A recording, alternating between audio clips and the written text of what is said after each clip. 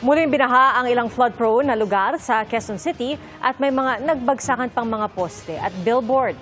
At mula sa Quezon City, nakatutok live si Bernadette Reyes. Bernadette? Sunod ng yellow rainfall warning ng Pag-asa, kaninang alas 8 ng umaga, binaha ang ilang lugar dito sa Quezon City.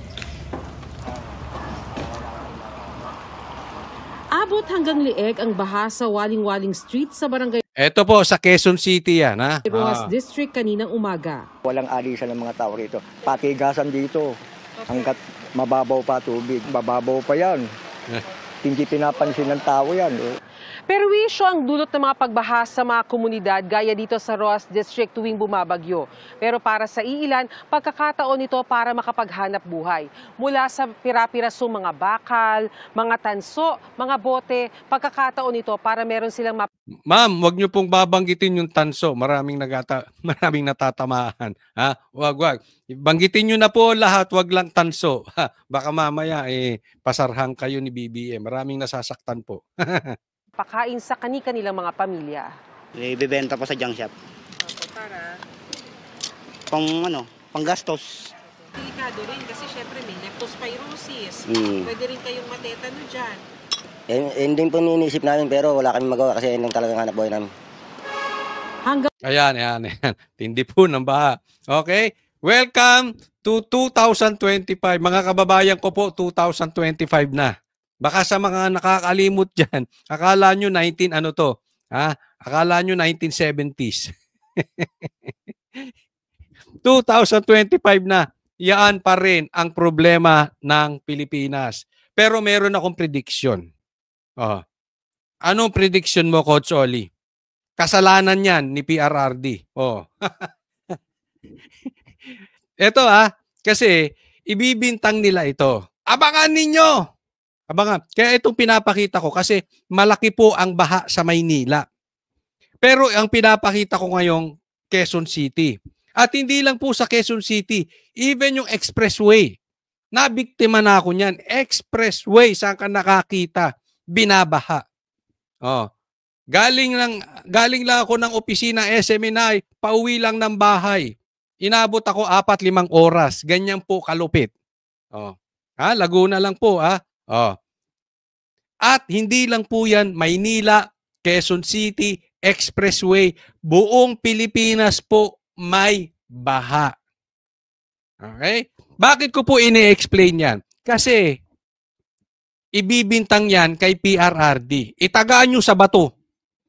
Yung Dolomite Beach na yan, iko-connecta nila yan sa pagbaha. Kasi tingnan ninyo, magsosona. At siningil ng nature. Ito'y galaw ng Diyos to. Magsosona, di ba? Naalala nyo, nakaraan, ipinagmalaki niya, billion flood control projects. Pero nuknukan ng baha. Di ba? Pagka-announce ni Marcos ng ganun, kinabukasan, nagkabaha. Alam nyo kung bakit hindi ko makakalimutan yon? Alam ko yung date kasi nasa Davao kami noon. Binaha ang Maynila. At kasasabi lang ni Bongbong yun. Yung control projects na pinagmalaki niyang bilyon-bilyon. Tapos binaha. Ganyan po, sinisingil ng kalangitan ang pagsisinungaling nitong presidente na ito.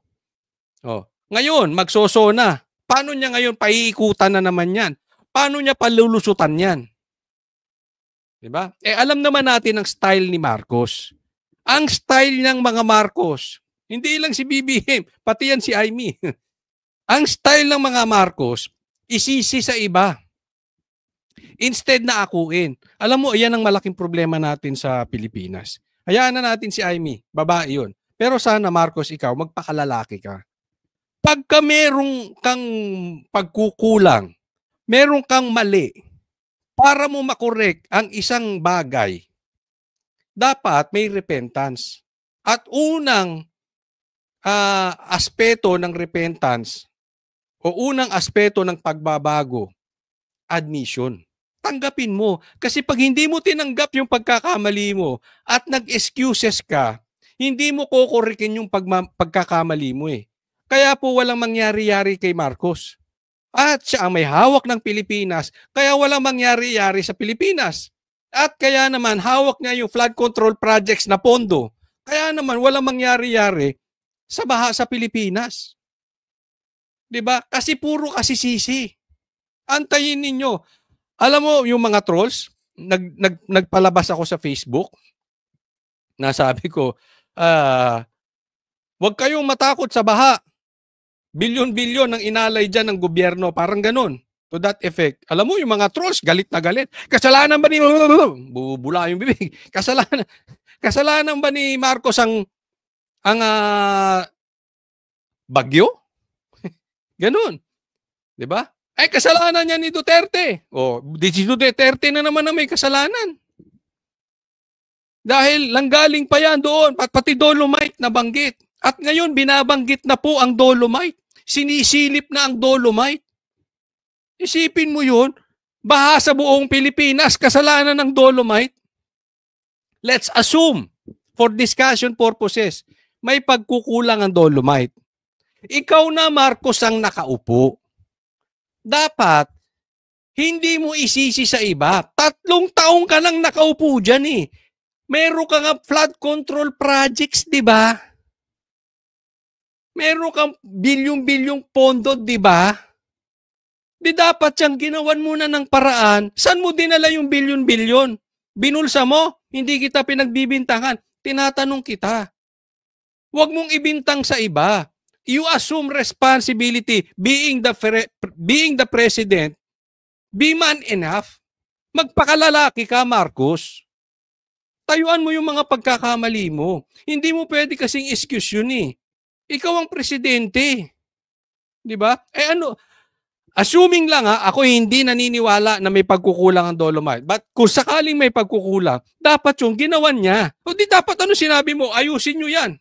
Eto pondo sinabi ko yan, in-announce ko may bilyon-bilyon. Ayusin nyo lahat yan. Ayusin nyo. Kasi, alam mo, may mga bagay-bagay sa mundo na hindi mo pwede sa iisisi sa iba. Kaya wala akong tiwala doon sa mga tao malilate dahil traffic. Ay, nalate ako eh. Bakit? Traffic. Araw-araw traffic. Ano ka ba? Sabihin, hindi ako makapasok. Bakit? Nabasa ako ulan. Sa Pilipinas, ilang taong ka na? Tropical country tayo, laging nag-uulan. Dapat handa ka. Halimbawa, umulan. Nakatira ka sa Middle East. Pwede mo sabihin na palusot, ay nabasa ako eh. Dahil hindi mo ine-expect. Hindi nangyayari yun. O kaya halimbawa, nakatira ka sa Pilipinas. Sabihin mo, hindi ako nakapasok kasi nag-snow sa bahay namin. Hindi ako ready. Yun okay pa yun. Pero ang tagal-tagal na ng ulan, tagal-tagal na ng baha, kasalanan mo na pag wala kang dalang payong. Tama or tamang-tama. Kasalanan mo na kung na-traffic ka. Dapat umalis ka ng maaga, laging traffic eh. Di ba? Ngayon ganyan din sa presidente, Marcos. Dapat yan, ginawan mo na ng paraan eh. Alam nyong tropical country tayo. Alam nyong lagi tayong inuulan. Dapat ginawan mo ng paraan. Hindi, pustahan tayo. Hanggang bumaba si Marcos, itaga nyo sa bato, hindi masusolusyonan ang problema natin sa baha. Sigurado ko. Diyan sa mga nanonood, pakilagay nyo nga kung sang-ayon kayo sa akin o hindi. Sige, pakilagay nyo. Hindi. Lagay mo dyan. Peke ka, Coach Oli. Masusolusyonan ni Bongbong yung baha. Okay, sabihin mo, sang-ayon ako sa iyo, Coach Oli. Hindi masusolusyonan. Alam nyo ko bakit ko sinasabi hindi niya masusolusyonan? Yun yung sinabi ko po kanina na para ka mag-repent, para ka magsisi sa kamalian mo, kailangan may pag-amin. Hindi mo maaayos ang isang bagay kung hindi mo aaminin. Bigyan ko kayo halimbawa. Tingnan nyo yung mga adik. Tingin na lang kayo sa kapitbahay ninyo, kaklase ninyo, katrabaho ninyo. In denial yan. Akala nila they are in control. O baka kayo, adik. I-deny nila, hindi, marunong ka pa sa akin. Kontrolado ko to, paminsan-minsan lang naman. Meron ba nga aming ganong adik? Meron akong kaibigan ganun eh. Pinagsasabihan nyo ako, matanda ako sa inyo, ilang taong ka na ba? O yung patay na. I'm not kidding. Oh, bakit? Hindi inaamin yung pagkakamali eh. Ganyan kay Marcos. Hindi yung pagiging adik ha. Baka sabihin nyo, pinagbibintang ako si Marcos na adik. Pero kung sa tingin ninyo, kayo nang bahala doon. Tingin nyo ba adik? Patungkol sa baha, hindi niya naaminin. Tingnan mo kung aminin ni Claire, oy, may pagkakamali kami dito. Yung tipong magpapakalalaki, yung tipong magpapaka-gentleman, we made a mistake. Ganito ang ginawa namin. Amin, ako, kami, eto ang gagawin namin. Puro kami, ako. First person, ako. Hindi yung, kasi si Duterte, kasi si ganito, kasi si ganito. Alam mo, ako hindi ako magugulat. Kung yung mga nawawalang mga sabungero, ibibintang pakana ni BP Sara. Hindi na ako talaga sa totoo lang. Sa nangyayari sa bansa ngayon, pumupuyok na sila dyan sa Dolomite. Oh. Ganyan po katindi. Kaya wala tayong aasahan to. Buong Pilipinas po ito Itong problema na ito. At nakakaawa po tayo. Hanggang ngayon, ito pa rin ang pinag-uusapan natin. Yung ibang bansa, ang titindi ng mga proyekto. Tayo, baha pa rin. Ang baywang ang tubig kanina sa NS Amoranto Street malapit sa G. Araneta Avenue. Grabe Nagbangka ang ilang residente para makadaan. Alam mo, bata pa ako, problema na natin to. Hanggang ngayon, problema pa rin. At hindi lang yan. Lumalala. Dati bihira ang baha, pero nagkakabaha. Ngayon, kada ulan, baha. Hindi ito madaanan ng light vehicles pero may ilang sasakyang sumubok pa rin tumawid. Makapaniwala ka, 2025, ganyan. Makapaniwala ka, may bilyong-bilyong flood control projects na pondo. Diba? Talagang nagsasalita na ang langit para magbagong buhay na to si Marcos. Hindi pa talaga nagbabago eh. Diba? Yung nangyari sa LA. Tapos ito, sabay-sabay. Magsosona siya. Anong sasabihin ni Marcos sa sona? Wala. Nga. Nandito tayo ngayon sa Pat Senador Street sa Barangay San Francisco del Monte sa Quezon City. Ayon sa mga residente dito, kahit na konting ulan lang, agad bumabaha dito sa kanilang lugar. Ngayon, kahit konting lugar. Diba? Saan nyo binitbit yung control projects? Yung pondo ng control funds, flood control funds. Saan nyo dinala? Dapat yan, nakikita nyo ng ganyan eh. Magsolusyon kayo. Hindi nyo pwedeng sabihin, dati na yan. Ikaw ang may pinagmalaki na may pondo kang bilyon-bilyon. Ikaw ang gumawa ng paraan. Kaya tuloy, nasisilip ka. Hindi po kasalanan ng Duterte yan. Baka sabihin nyo, sinabutahin na ni Vice President Sara, nagpaulan siya. Di ba? Buti nga ulan ng dumali. Kung hindi, nakaw. Baka sabihin, sinabutahe pa. Yung araw nga na ito, 3 beses na raw nagbabaha dito. Yung tubig bumabalik. Kasi sa kabilang side na doon, ilog na. Kaya once na magbaha, once na umulan, yung tubig bumabalik na. Sa Barangay Paligsahan, pansamantalang isinara ang bahagi ng Panay Avenue dahil sa malaking sanga ng puno na naputol at sumabit sa kawad ng kuryente. Sa Commonwealth Tandang Sora Avenue sa Quezon City, pinatumba ng malakas na hangin at ulan ang mga plastic barrier at cone, bahagyang bumagal ang trapiko. Sa Katipunan Avenue, poste at billboard naman ang natumba. Sa southbound na bahagi ng kalsada, humambalang ang isang billboard. Ayon sa MMDA, 2 sasakyan ang naiulat na natamaan. Bumigat tuloy ang trapiko. Walang nasugatan sa insidente. Sa northbound, isang poste ng kuryente naman ang natumba. Fortunately, wala pong nasugatan dahil sa harapang bahagi lamang ng kotse bumagsak. Brad, sino? Galit ka, Kotso. Hindi.